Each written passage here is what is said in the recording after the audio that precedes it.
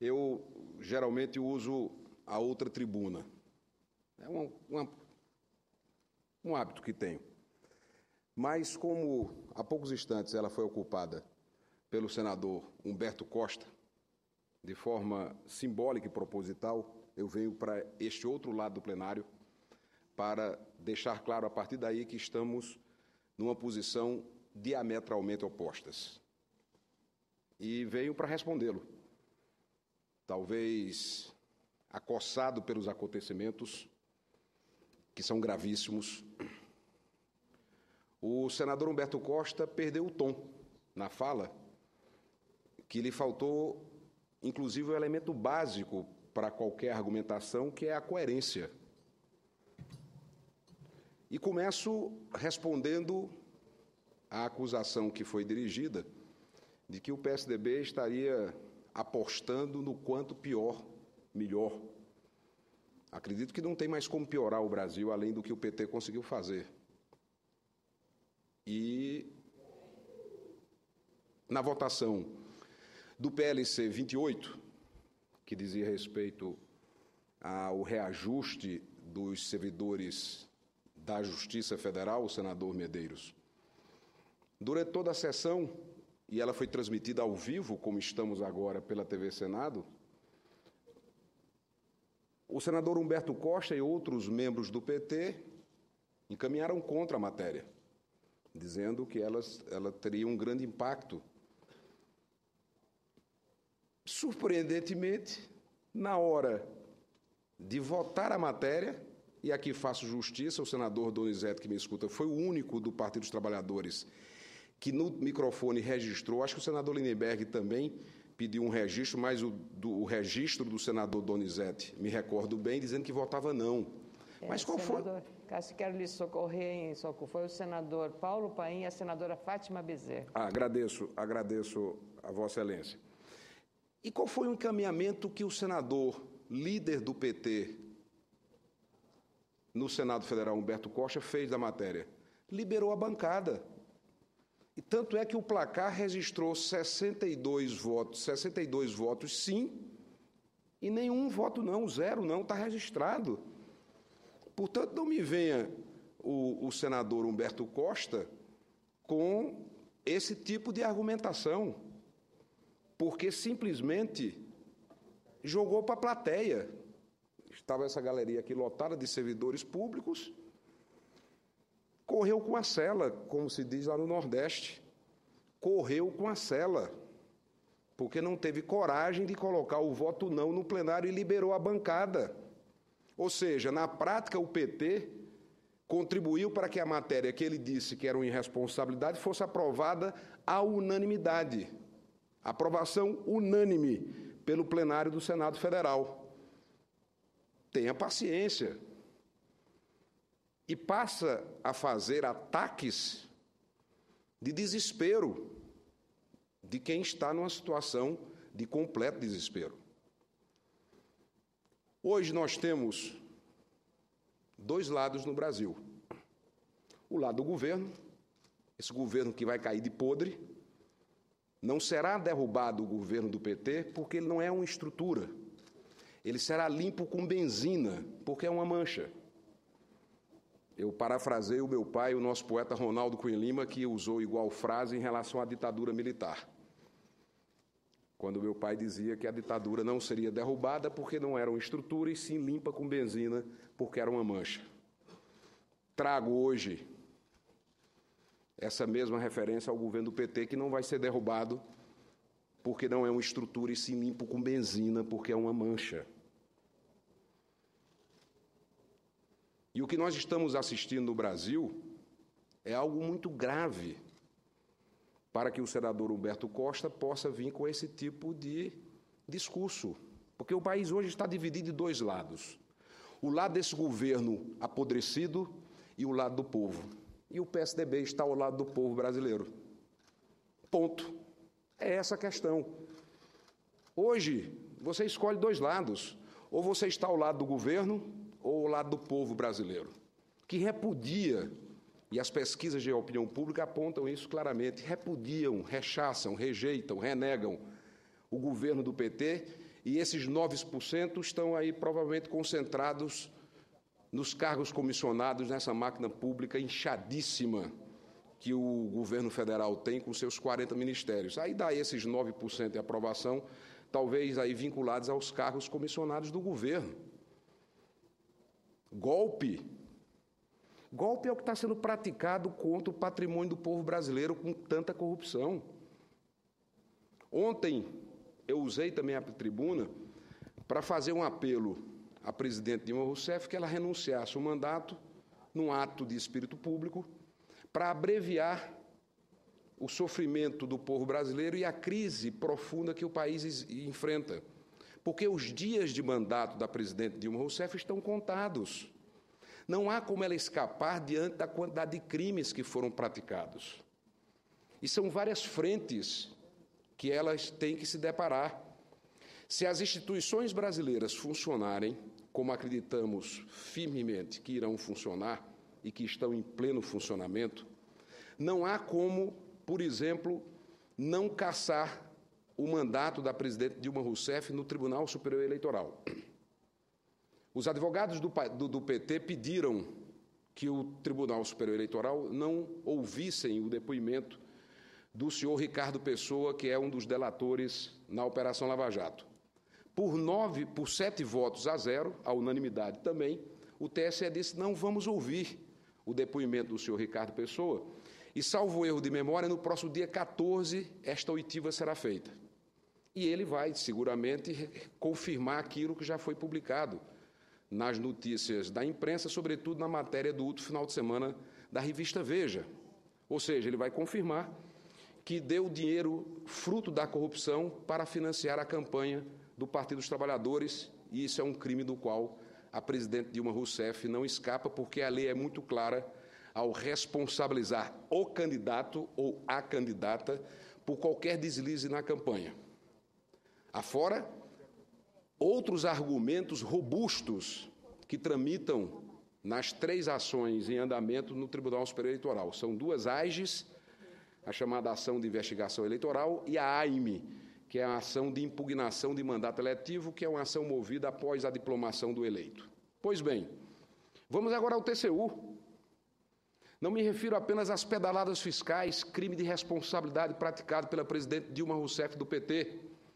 Falo também daquilo que constará do relatório do ministro Nardes, seguramente, que é o descumprimento da lei de responsabilidade fiscal, com a não observância de limites orçamentários, onde o governo federal e a presidente Dilma Rousseff do PT extrapolou as despesas da União em mais de 10 bilhões de reais, contrariando a legislação em vigor. Vamos para as ações da Procuradoria-Geral da República, os crimes comuns por ela praticados na própria pedalada, e também a ação que movemos pelos partidos de oposição recentemente com os crimes de extorsão por tudo que está sendo revelado na Operação Lava Jato. Ou seja, acabou o jogo. Nós estamos contando os dias para que essa crise possa ser debelada com o desfecho desse processo. O que poderia fazer a presidente Dilma, em nome de um pouco de espírito público que possa ter? Renunciar ao mandato, para que com isso possamos ter novas eleições. É o que nós estamos defendendo. Se tivéssemos um regime parlamentarista, o parlamento já teria destituído o primeiro-ministro diante de uma crise dessa proporção. Mas nós não temos um parlamentarismo. Nós temos um regime presidencialista, onde a sociedade deve ser chamada, porque só através da soberania do voto popular, do sufrágio universal, é que poderemos ter um governo com legitimidade suficiente para tirar o Brasil do atoleiro, do fundo do poço que se encontra. Poderíamos até dizer, não, o Aécio foi para o segundo turno, obteve mais de 51 milhões de votos e poderia assumir o mandato. Não, o PSDB quer novas eleições. O senador Aécio Neves tem consciência nítida que não teria as condições políticas necessárias para assumir, como já aconteceu em outros momentos, na condição de segundo colocado, o cargo de presidente. Então, o que o PSDB defende são novas eleições. Eleições onde o próprio ex-presidente Lula poderá disputar. o próprio presidente Lula vai poder se submeter à soberania do povo brasileiro. E é isso que nós queremos, novas eleições. Vamos acompanhar de perto o andamento do processo junto ao Tribunal Superior Eleitoral e acreditamos firmemente que já no próximo semestre haverá o julgamento que poderá cassar o diploma da presidente Dilma Rousseff e do vice-presidente Michel Temer, assume pelo comando constitucional por 3 meses o presidente da Câmara, que foi também duramente atacada, não sei exatamente por qual razão o ataque, se tem divergência quanto à maioridade penal, tudo bem, cada um apresenta seu ponto de vista. Agora, a forma desleal que foi feita no ataque ao presidente da Câmara, que não é meu aliado, não é do meu partido, pelo contrário, Eduardo Cunha é base do governo. Foi eleito presidente da Câmara disputando contra uma candidatura do PT. Mas o PMDB é base do governo. O vice-presidente da República, Michel Temer, é do PMDB. E sem o PMDB, seguramente as condições mínimas de governabilidade da presidente Dilma desapareceriam ou desaparecerão, porque está em curso um distanciamento visível do partido. Pois bem, ataca-se também o presidente da Câmara e, na verdade, o senador Humberto Costa eleva o tom porque talvez hoje o desespero tenha chegado a patamares impensáveis, porque aquele diretor da Petrobras, Severo, que já havia sido preso, ou que está preso ainda, é tanta gente presa e libertada na Lava Jato, que eu não tenho certeza se ele foi libertado ou está preso. Eu acho que está preso ainda. Foi substituído. E hoje a Polícia Federal prendeu o substituto do Severo. Foi preso o diretor, hoje, pela Polícia Federal, que substituiu o Severo. A Polícia Federal ontem deflagrou uma operação na Casa da Moeda. Veja a que ponto nós chegamos. Um esquema de corrupção que o governo do PT montou na Casa da Moeda, a instituição que tem a responsabilidade de imprimir as cédulas de real que circulam na nossa economia. E não é só isso, não. O Banco do Brasil está vendendo dólar falso. É o fim do mundo. A que ponto nós chegamos? É a Casa da Moeda como um antro de corrupção, pela apuração da Polícia Federal, e o Banco do Brasil vendendo dólares falsos. É por isso que o Brasil hoje tem 2 lados apenas. O lado do governo, onde está o senador Humberto Costa, e o lado do povo brasileiro, onde eu me encontro, ao lado de tantos outros milhões que querem uma mudança profunda no Brasil. As pessoas não estão apenas rejeitando o governo da presidente Dilma. O sentimento hoje é de revolta. Não é uma rejeição política eventual, momentânea, como qualquer governante está exposto a essa avaliação positiva ou negativa, oscilando de acordo com determinadas circunstâncias. É revolta. E revolta por quê? Porque as pessoas foram logradas, as pessoas foram enganadas de forma deliberada na eleição. Desemprego em alta, e poderemos chegar ao final do ano com essa taxa de desemprego atingindo 2 dígitos, e o desemprego, infelizmente, vai crescer. Poder de compra do trabalhador reduzido, inflação alta, juros na estratosfera, aumento de combustível, aumento de energia, tudo isso que tinha sido negado pela candidata Dilma Rousseff. E, pelo contrário, tudo o que ela hoje está fazendo, ela dizia que se Aécio fosse eleita, que faria. Quantos milhões de brasileiros deixaram de votar em Aécio Neves acreditando naquilo que foi dito durante a campanha eleitoral? E é por isso que o sentimento é de revolta. E o que nós queremos são novas eleições. A eleição foi viciada, Aécio Neves perdeu a campanha para uma organização criminosa que ocupou o Estado brasileiro, que aparelhou o Estado brasileiro, que praticou todo tipo de abuso, desbando, deslize e ilegalidade. é um rosário de crimes cometidos na tentativa de perpetuação do poder. Só que o Brasil é maior do que tudo isso. E nós vamos superar essa crise. Vamos superar porque temos quadros políticos qualificados, nós temos, sobretudo, um povo que ama o nosso país e que será o grande responsável, este mesmo povo, para tirar o Brasil da situação extremamente difícil que se encontra. Agora, o Banco Central divulgou dados importantes. Na meta fiscal, o governo federal, que tem só falado em ajuste fiscal, é uma ladainha, é uma nota de um tema só, é uma música de uma nota só. Ajuste fiscal, ajuste fiscal, ajuste fiscal. Pois bem, até maio, o governo só atingiu 38,5% da meta fiscal.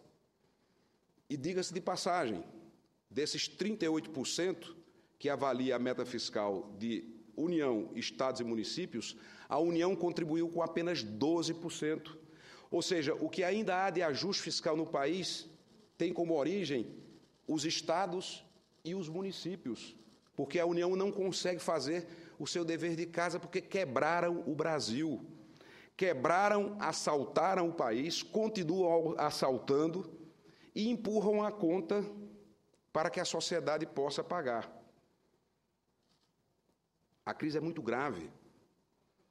O que se viu do plenário do Senado e a votação do PLC, repito, 28, por si só desmonta o discurso do senador Humberto Costa. E foi ele mesmo que, talvez numa crise de amnésia, liberou a bancada do PT. E o placar foi unânime.